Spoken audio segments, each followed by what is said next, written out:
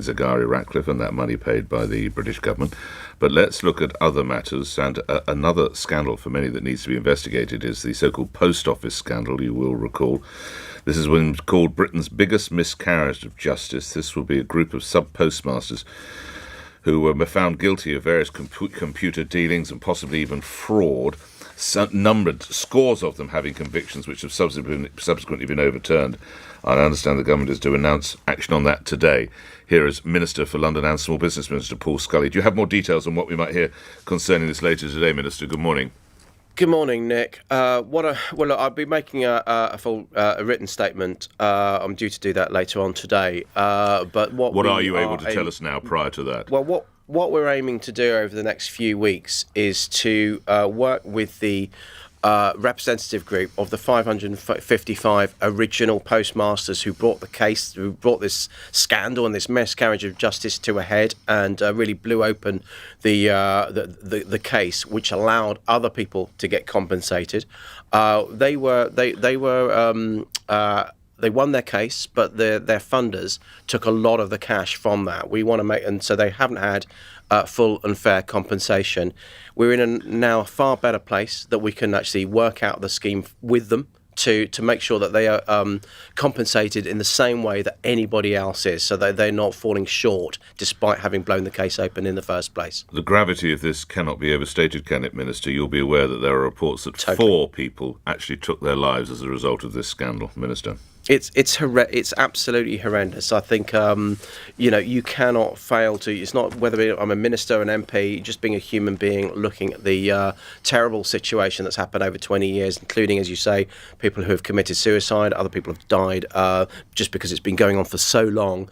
It's time that we put this, that we make this wrong right, and that means those 555 getting that full and fair compensation, whilst we work through the other people who have been wronged in this case as well. And with those 555, it also means that those who've been prosecuted but not necessarily convicted should also make sure that they get due compensation. Let's look at other matters. We're speaking a day ahead of the Chancellor's spring statement, mini-budget, whatever you want to call it. How concerned are you about this row concerning national insurance? How could an increase in employees' NI persuade any small businesses to take on extra staff, Minister? This must be close to your heart. It is, but when you look at the figures and look at who's going to be paying, 40% of businesses won't be paying any extra under the levy. You've got something like 50% of the levy is going to be paid for by the top 15% of earners, and indeed 6 million employees won't pay anything extra as a result. So it is targeted as at the higher end, so that those with broader shoulders can pay more. But nonetheless, there's a lot of people making a lot of representation, and I know the Chancellor will be hearing that. He's the one that looks at the public finances in the round. He'll be the one that has the best view when he announces his spring statement tomorrow. Would you support a delay on what was planned for the hike for national insurance? Well, I think the problem is you have 6 million people on waiting lists at the moment, but that's backed up because of COVID. We've got to really have that money for the NHS to be able to tackle that, and then get on to the social care that's been sort of put on the back burner for tackling the social care issue for so many years now. So we do need to raise money specifically for those two issues. It's always complex about where you get that money from. Let's look at other matters. What is the latest, as you can tell us, as regards the situation in Ukraine, particularly in the light of US President Joe Biden giving a warning that he believes, or Washington believes, there could be deployment of some form of biological or chemical weaponry? Well, I mean, with that, I don't know if it's if that's his intelligence that he's got that from. The Western intelligence has been very good in predicting what's going on with the conflict. I think sometimes it seems that that the Western intelligence knows more than Vladimir Putin, because he seems to be getting more and more isolated. But nonetheless, it's so important that we continue to support the Ukrainians, and indeed we're also making sure we support the Polish with defences against air attack, should that be required as a fellow NATO member. But we continue to bring in lethal aid, that defence work with the Ukrainians from anti-tank missiles and other support.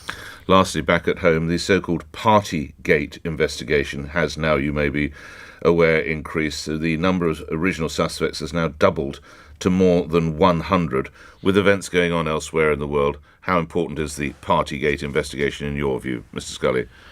Well, I think we all want to bring it to head, and so draw a line under it. Whatever the Metropolitan Police find, they need to come up with a speedy resolution. And if people are found to be breaking the law, punish them with a fixed penalty notice or whatever it is that they will do.